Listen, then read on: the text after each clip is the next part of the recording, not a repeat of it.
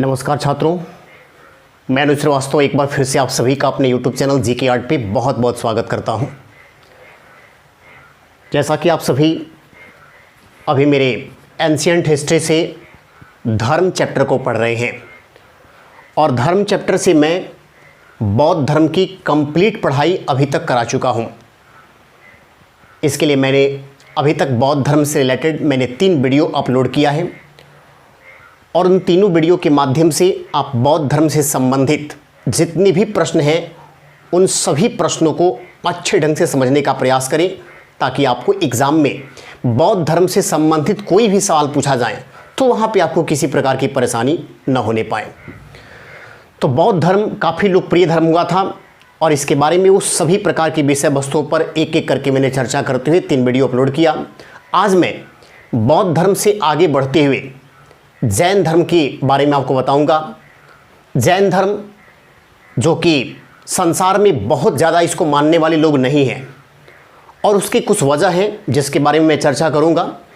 लेकिन इतना ज़रूर है कि जैन धर्म अल्पसंख्यक होते हुए भी पूरे विश्व में अगर सबसे अधिक साक्षर लोगों की बात की जाए तो वह जैन धर्म के लोग ही हैं। सबसे अधिक पढ़े लिखे लोग जैन धर्म के हैं। जैन धर्म का विस्तार सबसे अधिक महावीर स्वामी के द्वारा किया गया था, जो इस धर्म के 24वें एवं अंतिम तीर्थंकर थे। लेकिन महावीर स्वामी से पहले जैन धर्म के कुल 23 तीर्थंकर हुए थे। तीर्थंकर का मतलब वो होता है कि जिसने अपने क्रोध पर, जिसने अपनी इच्छाओं पर पूर्ण रूप से नियंत्रण लगा लिया हो, जो इस संसार के लोगों के कष्टों का निवारण कर सकता हो, जो अपने आप को सागर पार कर लिया हो, वैसे व्यक्ति को तीर्थंकर कहा जाता है। और जैन धर्म में कुल 24 तीर्थंकर हुए हैं। लेकिन महावीर स्वामी की अगर बात की जाए तो महावीर स्वामी जिन्होंने जैन धर्म को सबसे लोकप्रिय बनाया वो इस धर्म के 24वें एवं अंतिम तीर्थंकर थे। तो महावीर स्वामी ने जैन धर्म को काफ़ी लोकप्रिय बनाया, इसमें कोई शक नहीं है। लेकिन उसके पहले जो 23 तीर्थंकर हुए हैं उनमें से कोई ना कोई ऐसा तीर्थंकर होगा जो जैन धर्म की स्थापना किया होगा। उन सभी तीर्थंकरों में कुछ प्रमुख जो तीर्थंकर हैं उनके बारे में आइए यहाँ पर जानने का प्रयास करें। तो आज हमारी पढ़ाई जैन धर्म को लेकर है। जैन धर्म जो कि काफ़ी लोकप्रिय धर्म हुआ, ये भी काफ़ी पुराना धर्म है। तो इस धर्म से सबसे पहले हम आपको बता दें कि जैन धर्म के संस्थापक या प्रथम तीर्थंकर यह थे ऋषभदेव। तो जैन धर्म की स्थापना जिस व्यक्ति ने किया उनका नाम है ऋषभदेव। और ऋषभदेव के बारे में बता दूं कि यह धर्म कितना पुराना है कि इस धर्म के पहले तीर्थंकर ऋषभदेव का वर्णन ऋग्वेद में किया गया है। तो आपसे ये प्रश्न पूछ सकता है कि जैन धर्म के किस तीर्थंकर की चर्चा ऋग्वेद में की गई है। तो ऋग्वेद में जिसकी चर्चा की गई है वह प्रथम तीर्थंकर कौन? ऋषभदेव है। अब ऋषभदेव के समय जैन धर्म का जो झंडा होता था उस झंडे पर कौन सा सिंबल बना होता था? तो ऋषभदेव के समय जैन धर्म का जो प्रतीक चिन्ह था वह प्रतीक चिन्ह था उस समय सांड का। याद रखेंगे, जैन धर्म में ऋषभदेव जिन्होंने इस धर्म की स्थापना की उनके समय में सांड को प्रतीक चिन्ह बनाया गया था।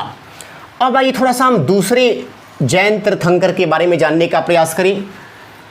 दूसरे जो जैन तीर्थंकर थे उनका नाम था अजीतनाथ। और अजीतनाथ के समय जैन धर्म का जो प्रतीक चिन्ह बनाया गया था वो प्रतीक चिन्ह बनाया गया था हाथी को। उस समय हाथी का प्रतीक चिन्ह था जैन धर्म के लिए। जैन धर्म के तीसरे तीर्थंकर यह थे संभवनाथ। चूँकि आजकल एग्ज़ाम में पहला, दूसरा, तीसरा इस टाइप से प्रश्न पूछा जाता है। तो जैन धर्म के तीसरे तीर्थंकर थे संभवनाथ। और संभवनाथ के समय जैन धर्म का प्रतीक चिन्ह घोड़ा को बनाया गया था। ये उस समय घोड़ा प्रतीक चिन्ह था। उसके बाद चौथे, पाँचवें, छठे, सातवें, आठवें लगातार जैन धर्म के तीर्थंकर हुए हैं, लेकिन उन तीर्थंकरों के बारे में कभी सवाल आया नहीं है, आने की संभावनाएं भी नहीं हैं, तो उनको इतना लिस्ट में याद करने की हम आवश्यकता नहीं है। उसके बाद हम देखेंगे सीधे 22वें तीर्थंकर के बारे में। जो 22वें तीर्थंकर थे उनका नाम था नेमिनाथ। नेमिनाथ जैन धर्म के 22वें तीर्थंकर, और नेमिनाथ के समय जैन धर्म का जो प्रतीक चिन्ह बनाया गया था वह प्रतीक चिन्ह था शंख। 22वें तीर्थंकर नेमिनाथ थे। और मैं नेमिनाथ के बारे में बता दूं कि नेमिनाथ को भगवान कृष्ण का मित्र कहा जाता है।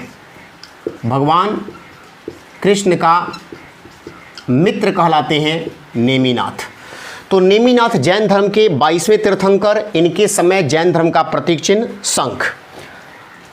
23वें जो तीर्थंकर थे वो एग्जाम के दृष्टिकोण से सबसे इंपॉर्टेंट आपके लिए बनेगा। 23वें तीर्थंकर पार्श्वनाथ, इनके बारे में मैं चर्चा भी करूंगा। पार्श्वनाथ, और पार्श्वनाथ जो 23वें तीर्थंकर थे, इनके समय में जैन धर्म का प्रतीक चिन्ह था सर्प, यानी सांप। उस समय इनके जैन धर्म के समय प्रतीक चिन्ह बनाया गया था। और जैन धर्म के जो 24वें तीर्थंकर थे वह कौन थे? महावीर स्वामी। महावीर स्वामी, और महावीर स्वामी के बारे में हम ये कहेंगे कि यह अंतिम भी थे और 24वें भी थे, क्योंकि इसके बाद जैन धर्म में कोई तीर्थंकर नहीं बना था। जैन धर्म के अंतिम तीर्थंकर महावीर स्वामी को कहा गया है, जो 24वें तीर्थंकर थे, और इनके समय में जैन धर्म का प्रतीक चिन्ह बनाया गया था सिंह को, यानी शेर को। अब यहाँ पर थोड़ा सा बातों को ध्यान देंगे। जैन धर्म के जब संस्थापक का नाम पूछेगा तो आपके सामने जैन धर्म के संस्थापक आएंगे ऋषभदेव। जैन धर्म की स्थापना ऋषभदेव के द्वारा ही किया गया था। लेकिन यह पूछा जाए कि जैन धर्म किनके समय में आकर सबसे लोकप्रिय बना, या जैन धर्म को सबसे अधिक लोकप्रिय बनाने में किस जैन तीर्थंकर का योगदान रहा, तो इसमें योगदान रहा महावीर स्वामी का। और महावीर स्वामी का चूंकि जैन धर्म को लोकप्रिय बनाने में सबसे अधिक योगदान रहा, इसीलिए परीक्षाओं में यह पूछा जाता है कि जैन धर्म के वास्तविक संस्थापक कौन कहे जाते हैं। तो जैन धर्म के वास्तविक संस्थापक माने जाते हैं महावीर स्वामी। याद रखिएगा, संस्थापक पूछेगा तो ऋषभदेव, लेकिन वास्तविक संस्थापक पूछेगा तब आपके सामने आंसर क्या बनेंगे? महावीर स्वामी। अब आइए, हमने पहले ही बताया कि जैन धर्म के 23वें तीर्थंकर पर विशेष ध्यान देनी है, और 24वें तीर्थंकर के बारे में तो खैर संपूर्ण ये कहानी पढ़नी है। तो 23वें तीर्थंकर पार्श्वनाथ के बारे में मैं बता दूं कि 23वें तीर्थंकर पार्श्वनाथ काशी नरेश इक्ष्वाकु वंशीय अश्वसेन के पुत्र थे। ये एक राजा के लड़के थे, लेकिन भौतिक संसार में इनका मन उब गया। लोगों के कष्टों को देखकर, लोगों की पीड़ा को देखकर इन्हें लगा कि संसार में कुछ भी नहीं रखा हुआ है। जब वह छोटे थे और छोटे अवस्था में जब गली मोहल्ले के अन्य बच्चों के साथ वो खेलते थे, तो उन्हें दूसरे बच्चों के तंगी की स्थिति को देखकर या उनकी परेशानियों को देखकर इनको लगता था कि मैं राजा कुल में पैदा हुआ हूँ, लेकिन जो मेरे साथ बच्चा खेल रहा है वो काफ़ी गरीबी की ज़िंदगी जी रहा है, तो आखिर में इसको कष्ट क्यों है, मैं सुखी क्यों हूँ, इसको भी कष्ट नहीं होना चाहिए। इन सब बातों का काफ़ी ज़्यादा प्रभाव पड़ा था पार्श्वनाथ के ऊपर, और यही कारण था कि सांसारिक कष्टों को देखकर इनका भौतिक संसार से मन उब जाता है, और मन उब जाने के चलते ये 30 वर्ष की अवस्था में गृह त्याग कर देते हैं, यानी घर परिवार को छोड़कर चले जाते हैं। तो 30 वर्ष की अवस्था में पार्श्वनाथ ने गृह त्याग कर दिया, और गृह त्याग करने के बाद ये कठोर तपस्या में लीन हो जाते हैं। कठोर तपस्या इस बात के लिए कि हमको ज्ञान प्राप्त करना है, और ज्ञान यही प्राप्त करना है कि संसार के लोगों के कष्ट को मैं कैसे दूर कर सकूं। तो 30 वर्ष की अवस्था में ये गृह त्याग किए। 82 दिन, किसी किसी किताब में आपको 83 दिन भी मिलेगा, 82 दिन एवं 83 दिन तक कठोर तपस्या में लीन रहे, और कठोर तपस्या में लीन रहने के बाद इनको ज्ञान की प्राप्ति हुई। 82 से 83 दिन तक ये कठोर तपस्या में लीन रहे, उसके बाद इनको ज्ञान की प्राप्ति हुई, और जो इनको ज्ञान की प्राप्ति हुई उस ज्ञान को हम कहते हैं महाव्रत। इनको नाम दिया गया है महाव्रत। तो महावीर स्वामी को जो ज्ञान मिला था वह था पंच महाव्रत, लेकिन पार्श्वनाथ को जो ज्ञान मिला था उसको कहा गया महाव्रत। तो पार्श्वनाथ को जो ज्ञान मिला वो महाव्रत कहलाता है। उसमें कौन कौन सा ज्ञान मिला? तो इनको ज्ञान मिला था सत्य, अहिंसा, अस्तेय, अपरिग्रह। ध्यान देंगे इन बातों पर। हमेशा सच बोलना है। सच कुछ समय के लिए कष्ट में आ सकता है, लेकिन कभी भी सच की पराजय नहीं हो सकती है। सच बोलने वालों की हमेशा प्रतिष्ठा ऊंची रहती है, समाज में उसका मान सम्मान होता है। उसी प्रकार से उन्होंने कहा पृथ्वी के जीव में जीवन होता है और किसी के जीवन को लेने का हमें कोई अधिकार नहीं है। इसीलिए किसी भी प्रकार की जीव हत्या से हमें बचना चाहिए, क्योंकि उसका पाप हमें लग सकता है। तो अहिंसा पर इन्होंने जोर दिया। अस्तेय का मतलब इन्होंने कहा कि जैन धर्म के लोगों को या जैन धर्म के उपदेशों को सुनने वाले लोगों को किसी भी हालत में चोरी नहीं करना चाहिए। चोरी करना एक पाप है और चोरी करने वाले लोगों को बहुत कष्ट का सामना आगे चलकर करना पड़ता है। तो अस्तेय का मतलब होता है चोरी नहीं करना। अपरिग्रह का मतलब होता है धन इकट्ठा नहीं करना। धन इकट्ठा करके आप जो है पाप के भागीदार न बनिए, क्योंकि आपका धन जो आपके पास इकट्ठा है वो आपके काम कभी नहीं आने वाला है। आपका धन यहाँ पर रखे रह जाएगा और आप इस संसार को छोड़कर किसी और जगह पर चले जाएंगे। जब तक आप हैं तब तक अपने धन का इस्तेमाल अपने लिए करते रहिए, इसे इकट्ठा ना कीजिए। तो ये 4 महाव्रत देने का काम किए थे पार्श्वनाथ, जो जैन धर्म के 23वें तीर्थंकर थे। अब आइए हम जानते हैं महावीर स्वामी के बारे में। महावीर स्वामी के जो माता पिता थे, इनके माता पिता पार्श्वनाथ के ही शिष्य थे। पार्श्वनाथ की मृत्यु 100 वर्ष की अवस्था में संवेद पर्वत पर हुई थी। संवेद पर्वत झारखंड में है। तो महावीर स्वामी के जो माता पिता थे वह पार्श्वनाथ के शिष्य थे। आइए हम जानते हैं कि महावीर स्वामी के माता पिता कौन थे। महावीर स्वामी के पिता सिद्धार्थ थे।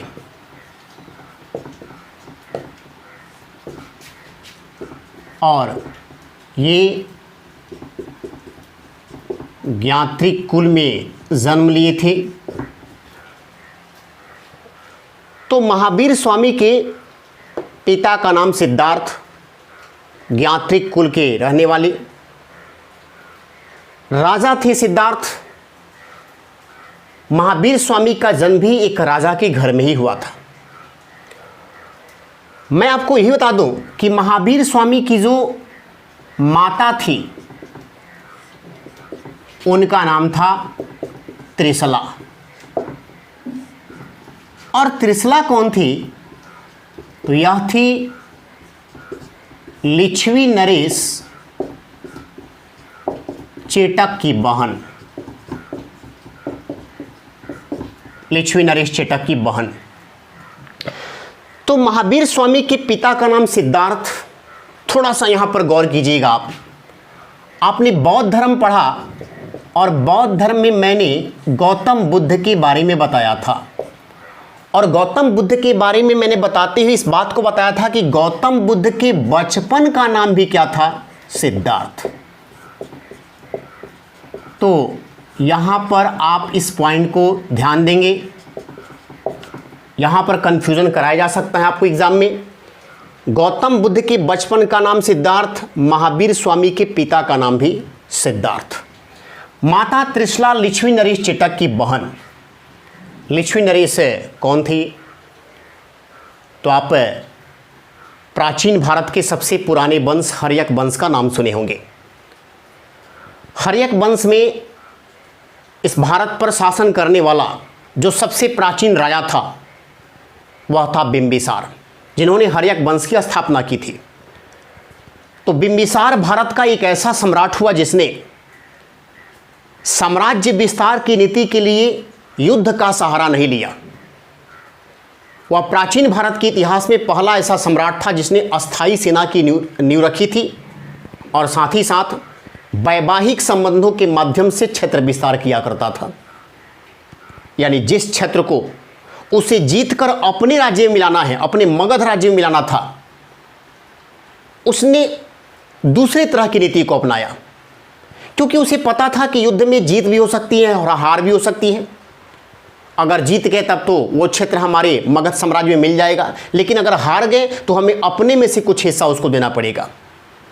तो इससे अच्छा है कि आप युद्ध की नीति न अपनाइए। जिस क्षेत्र को आप अपने कब्जे में करना चाहते हैं वहां के राजा की लड़की से शादी कर लीजिए। हम आपको बिंबिसार के बारे में बहुत ही विस्तार पूर्वक बताएंगे किस टाइप का राजा था ये। तो क्षेत्र विस्तार के लिए उसने वैवाहिक संबंधों का सहारा लिया और इस तरह से उसने कई शादियां की और अंतोगत्वा बाप के इस करतूतों से तंग आ गया था उनका बेटा अजातशत्रु, जिसके चलते उसने बाप की ही हत्या कर दी। तो उसी बिंबिसार ने अपनी दूसरी शादी जो किया था वह दूसरी शादी इस लिच्छवी नरेश की बेटी से किया था।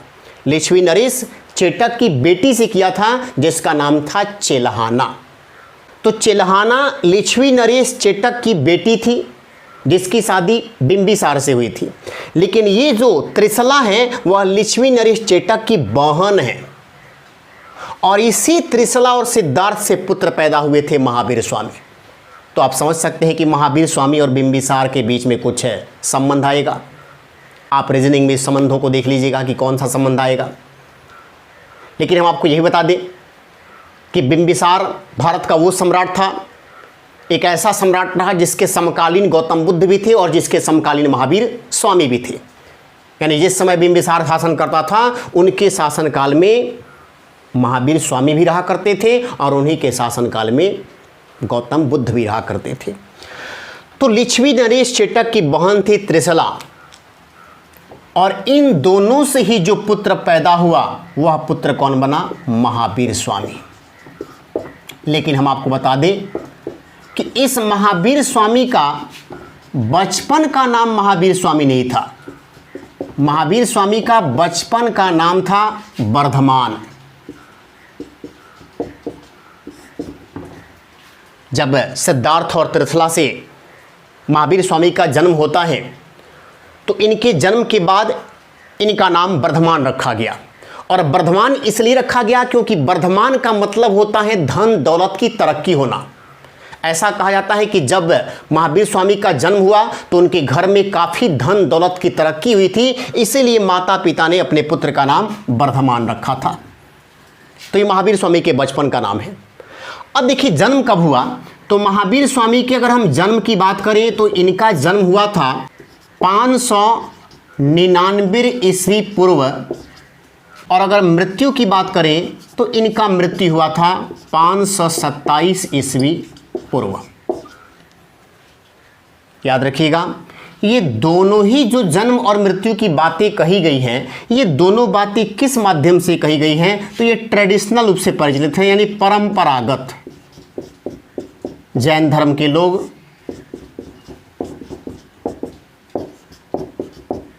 इसी डेट को मानते हैं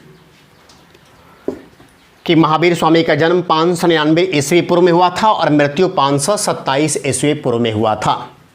लेकिन हम आपको ये भी बता देना चाहते हैं कि ये परंपरागत रूप से जैन धर्म के लोगों के द्वारा ये समय माना गया है। लेकिन अगर हम हिस्टोरिकल रूप से देखें, इतिहास की दृष्टि से देखें, तो इतिहास की दृष्टि से महावीर स्वामी का जन्म माना गया है 540 ईस्वी पूर्व, 540 ईस्वी पूर्व, और मृत्यु माना गया है 468 ईस्वी पूर्व। आप यहां पर देख लें, 599 में से 527 को यदि आप घटाएंगे तो आप देखेंगे कि एज का जो डिफरेंस होगा वो 72 साल होगा। यहाँ देखिए 540 है तो 540 का मतलब हो गया कि 40 साल लोग इधर और ये 468 है, 468 है, तो यहाँ पर टोटल 32 साल इधर, यानी कि इधर भी आपका हो गया 72। तो कुल मिलाकर यहाँ जन्म और मृत्यु के बारे में थोड़ा सा जो डेट का डिफरेंस है उसको मैंने बता दिया। लेकिन हर किताब में आपको यही आंकड़ा मिलेगा कि महावीर स्वामी 72 साल तक जीवित रहे थे। और आप दोनों ही डेटों के हिसाब से देख सकते हैं कि इनका जीवन काल 72 साल ही रहा है। 540 और 467 ये किस दृष्टि से माना गया है? ऐतिहासिक, ऐतिहासिक रूप से माना गया। मैं दोनों डेट को इसलिए बता दूं कि आप इन दोनों डेटों पर ध्यान रखिएगा। कोई भी अगर आपसे इस टाइप का प्रश्न पूछा जाए एग्जाम में तो आप इसके लिए पहले से प्रिपेयर रहेंगे कि हर तरह के क्वेश्चन का हम अच्छे ढंग से जवाब देंगे। इसीलिए मैं दोनों डेट को लिखवाया हूं। जैन धर्म के लोग परंपरागत रूप से महावीर स्वामी का जन्म मानते हैं 599 ईस्वी पूर्व और मृत्यु मानते हैं 527 ईस्वी पूर्व। लेकिन अगर इतिहास के दृष्टिकोण से देखा जाए, जो जैन धर्म का इतिहास है उसको छोड़िए, जो इतिहास लिखा गया है मैं उसकी बात कर रहा हूँ। तो जो इतिहास लिखा गया है उसमें माना गया है कि महावीर स्वामी का जन्म 540 ईस्वी पूर्व में हुआ था और मृत्यु 468 ईस्वी पूर्व में हुआ था। खैर जो भी डेट हो, लेकिन दोनों ही डेटों के इतिहास को अगर देखें तो दोनों ही डेटों में एज का जो डिफरेंस है वो 72 साल है, यानी महावीर स्वामी 72 साल तक जीवित रहे थे। अब आइए देखते हैं कि इनका जन्म कहाँ हुआ था। इनका जन्म हुआ था वैशाली में, और वैशाली में कहाँ? तो वैशाली के कुंडग्राम में, है ना। वैशाली में कुंडग्राम जगह है, इसी कुंडग्राम में इनका जन्म होता है। और मृत्यु की बात करें तो मृत्यु भी इनका हुआ था वैशाली में, लेकिन मृत्यु जिस जगह पर हुआ था उसका नाम है पावापुरी। पावापुरी। तो वैशाली के कुंडग्राम में जन्म और वैशाली के पावापुरी में इनका मृत्यु हुआ था। इन दोनों ही डेटों को आप बिल्कुल याद रखेंगे, क्योंकि महावीर स्वामी के कुंडग्राम वाली जगह को भी जैन धर्म के दृष्टिकोण से एक ऐतिहासिक स्थल माना गया है और पावापुरी को भी एक ऐतिहासिक स्थल माना गया है, क्योंकि यहाँ पर महावीर स्वामी को निर्वाण की प्राप्ति हुई थी। ये तो महावीर स्वामी के मैंने बारे में कुछ बताया, इनके जन्म को लेकर, या इनका जन्म कहाँ हुआ, इनके माता पिता कौन थे। अब आइए थोड़ा देखते हैं कि महावीर स्वामी के जो बड़े भाई थे, बड़े भाई का नाम क्या था? तो महावीर स्वामी के बड़े भाई का नाम था नंदीवर्धन। महावीर स्वामी के बड़े भाई थे नंदीवर्धन। महावीर स्वामी की जो पत्नी थी, पत्नी का नाम था यशोदा। और फिर यहाँ पर आप कंफ्यूज हो सकते हैं, अगर आप बारीकी से हर चीज़ का अवलोकन नहीं करेंगे तो यहाँ पर भी आपको परेशानी होगी, क्योंकि ये गौतम बुद्ध के बारे में जब मैं पॉइंट आपको पढ़ाया था तो मैंने बताया था कि गौतम बुद्ध की पत्नी का नाम था यशोधरा। गौतम बुद्ध की पत्नी का नाम यशोधरा, महावीर स्वामी की पत्नी का नाम यशोदा। गौतम बुद्ध के बचपन का नाम सिद्धार्थ, महावीर स्वामी के पिता का नाम सिद्धार्थ। यहाँ पे आप देखते रहिए कि अंतर किस प्रकार से हो रहा है। थोड़ा थोड़ा के चलते आपसे परीक्षाओं में प्रश्न को गलत तरीके से आंसर दिलवाया जा सकता है, तो हर चीज़ पर बारीकी से ध्यान रखेंगे। अब आइए थोड़ा देखते हैं कि इनकी पुत्री कौन थी। तो महावीर स्वामी की पुत्री का नाम था अनुजा प्रियदर्शनी। अनुजा प्रियदर्शनी ये थी महावीर स्वामी की पुत्री का नाम, जो अनुजा प्रियदर्शनी थी। और इनकी जो शादी हुई थी, यानी महावीर स्वामी के अगर हम दामाद की बात करें तो महावीर स्वामी के दामाद थे जमाली। महावीर स्वामी के दामाद का नाम था जमाली, जो अनुजा प्रियदर्शनी के पति थे। तो ये महावीर स्वामी के कुछ परिवार के बारे में मैंने बताया। अब देखिए होता क्या है, महावीर स्वामी का जन्म भी एक उच्च घर में हुआ था और माता पिता पार्श्वनाथ के शिष्य थे। पार्श्वनाथ जैन धर्म के 23वें तीर्थंकर थे। तो माता पिता के गुणों को तो पुत्रों के शरीर में आना ही आना है, और यही हाल हुआ महावीर स्वामी के अंदर भी, कि महावीर स्वामी भी इस भौतिक संसार के कष्टों को देखकर वो भी उब जाते हैं, और उन्होंने भी तय कर लिया कि वह इस घर को छोड़कर जाएंगे, कठोर तपस्या करेंगे और ज्ञान प्राप्त करके रहेंगे। ये देखेंगे कि लोगों के कष्टों का कारण क्या है और मैं कैसे उनके कष्टों का हरण कर सकता हूं। इस तरह से महावीर स्वामी भी 30 वर्ष की अवस्था में गृह त्याग कर देते हैं। याद रखिएगा, महावीर स्वामी ने गृह त्याग किया था कब? 30 वर्ष की अवस्था में। तो यहां पर मैं लिखवा दे रहा हूं आपको, महावीर स्वामी का गृह त्याग कब हुआ? 30 वर्ष की अवस्था में। अब देखिए यहां पर थोड़ा सा डिफरेंस मिलाते रहिएगा, क्योंकि बौद्ध धर्म में पढ़ा चुका हूं, इसलिए बौद्ध धर्म और जैन धर्म दोनों में आपको कहीं ना कहीं थोड़े थोड़े अंतरों के चलते जो है क्वेश्चन को गलत करवाया जा सकता है। गौतम बुद्ध ने गृह त्याग किया था 29 वर्ष की अवस्था में, इस बात को ध्यान रखेंगे। गौतम बुद्ध ने गृह त्याग किया था 29 वर्ष की अवस्था में, महावीर स्वामी ने गृह त्याग किया 30 वर्ष की अवस्था में। अब आगे देखिए, अनुमति यह किससे ली थी गृह त्याग करने के लिए? तो इन्होंने अनुमति लिया था नंदीवर्धन से, और मैं इस बात को बता चुका हूं कि नंदीवर्धन कौन थे? महावीर स्वामी के बड़े भाई थे। तो महावीर स्वामी के बड़े भाई नंदीवर्धन से अनुमति लेकर यह गृह त्याग कर देते हैं 30 वर्ष की अवस्था में। जबकि गौतम बुद्ध अपना गृह त्याग किए थे अपने सारथी चुन्ना की सहायता थे। तो दोनों में यहाँ पर अंतर देखिए, इन्होंने अपना गृह त्याग किया सारथी चुन्ना की सहायता से, और महावीर स्वामी ने अपना गृह त्याग किया अपने बड़े भाई नंदीवर्धन की सहायता से। जब ये गृह त्याग करते हैं और गृह त्याग करने के बाद जब ये घर को छोड़कर आगे बढ़ने लगते हैं, तो इतना इनको इस संसार से विरक्ति हो गया था, इस भौतिक संसार के कष्टों को देखकर ये इतना उब गए थे कि एकदम ज्ञान प्राप्ति के लिए अपने आप को पूरी तरह से तल्लीन कर लेते हैं कि हमें इस भौतिक संसार के कष्टों को देखकर काफ़ी पीड़ा हो रही है और यहाँ के लोगों की पीड़ा को हमको समाप्त करना है। इस तरह से वो आगे जंगलों की ओर बढ़ते जाते हैं। कुछ इस कदर से उन्होंने रूप धारण कर लिया था, जंगल में बढ़ते समय पागलों की तरह चलना, कहीं पर बैठ जाना, कहीं पर सो जाना, मतलब इस संसार से उनकी विरक्ति हो चुकी थी। बच्चे उनको देखते थे तो पागल समझ के उनके ऊपर पत्थर वगैरह फेंक दिया करते थे, लेकिन इसका कोई प्रभाव महावीर स्वामी के ऊपर नहीं पड़ता था। वो जंगलों में चलते गए और अंतुगत्वा क्या हुआ कि एक निश्चित स्थान पर बैठकर वह कठोर तपस्या में लीन हो जाते हैं। कठोर तपस्या में जो लीन होते हैं वो जगह कौन था? तो वैशाली के जृंभिक ग्राम में, वैशाली के जृंभिक ग्राम, वैशाली के जृंभिक ग्राम में रिजुपालिका नदी के किनारे, रिजुपालिका नदी के किनारे 42 वर्ष की अवस्था में, 42 वर्ष की अवस्था में वैशाख पूर्णिमा के दिन, वैशाख पूर्णिमा के दिन साल वृक्ष के नीचे, साल वृक्ष के नीचे ये इनको क्या मिला? तो इनको मिला ज्ञान की प्राप्ति। यहां पर देखिए,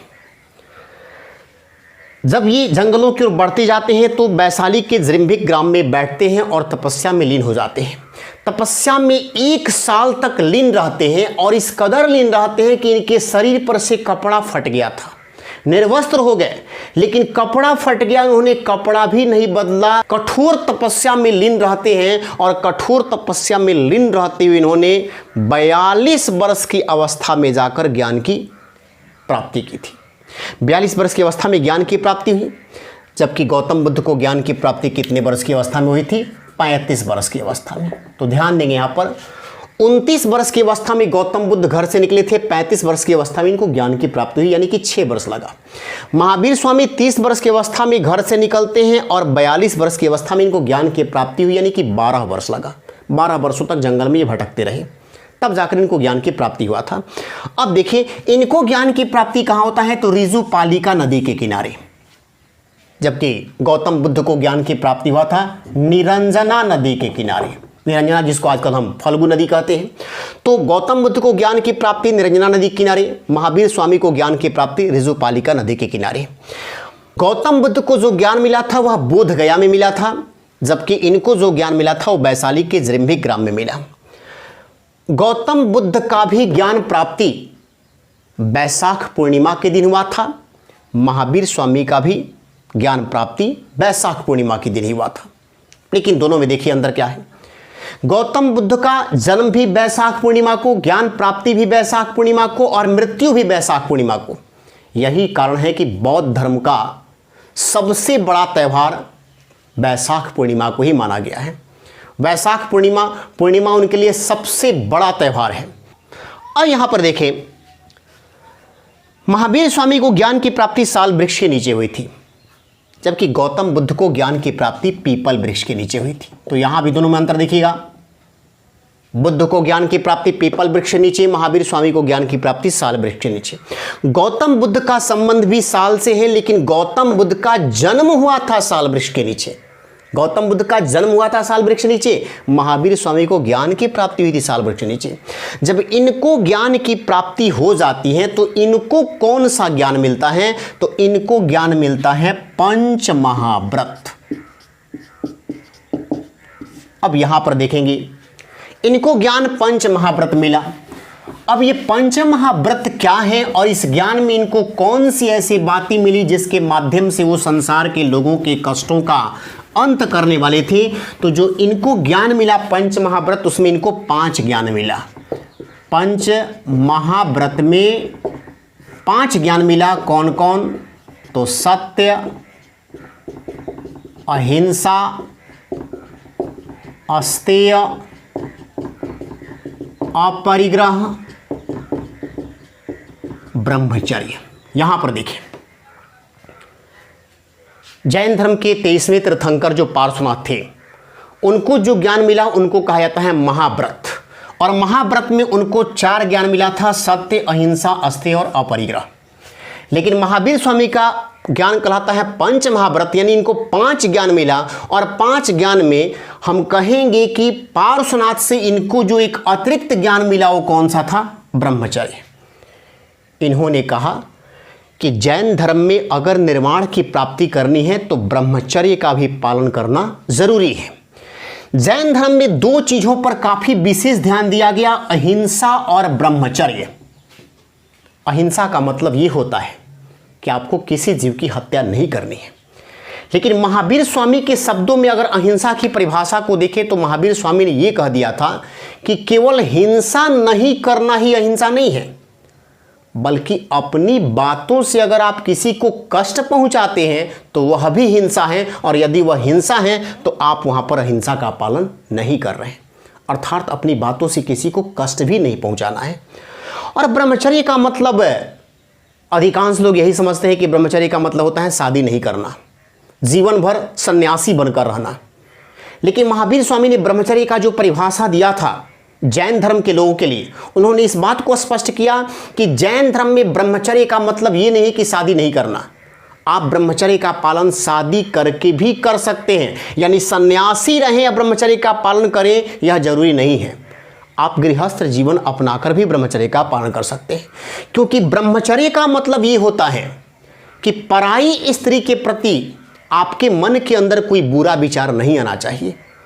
मतलब हम सीधे सीधे ये कह सकते हैं, उनके अगर ख्यालों को हम अपने रूप से प्रस्तुत करें आपके सामने तो हम ये कहेंगे कि अगर आपकी शादी नहीं हुई तो आप कहेंगे कि हम ब्रह्मचर्य का पालन कर रहे हैं, लेकिन शादी नहीं हुई, किसी और नारी के प्रति आपके मन में हमेशा कुछ न कुछ बातें रहती हैं, तो ये कौन सा ब्रह्मचर्य का पालन है?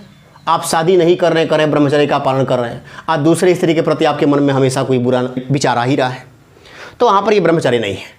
आप अपने स्त्री के प्रति, अपने पत्नी के प्रति ही केवल वफादार हैं, तो आप ब्रह्मचर्य का पालन कर रहे हैं। तो महावीर स्वामी की ये दोनों जो बातें थी, अहिंसा और ब्रह्मचर्य, जिस पर जैन धर्म में सबसे अधिक जोर दिया गया है, आज के समय में ये दोनों बातों का पालन करना बहुत ही, हम कहेंगे, कठिन कार्य है। और यही कारण है कि जैन धर्म के लोगों के लिए इस धर्म को विस्तार करना काफी कठिन हो गया। अहिंसा और ब्रह्मचर्य ये 2 ऐसे नियम रहे जिस नियमों का पालन करना आज के समय में बहुत कठिन काम है। इसीलिए यह धर्म लोगों के बीच लोकप्रिय नहीं हो सका और कुछ वर्गों के लोगों के द्वारा ही केवल इसे अपनाया गया।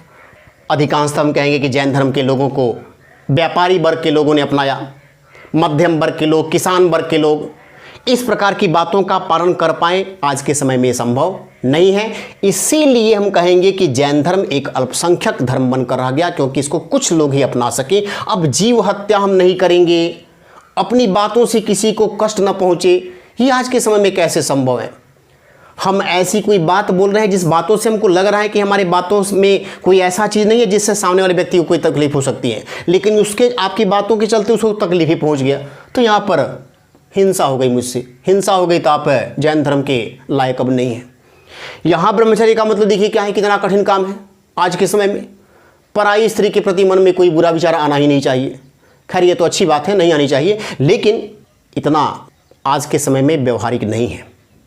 रियलिटी यही है कि व्यवहारिक नहीं है।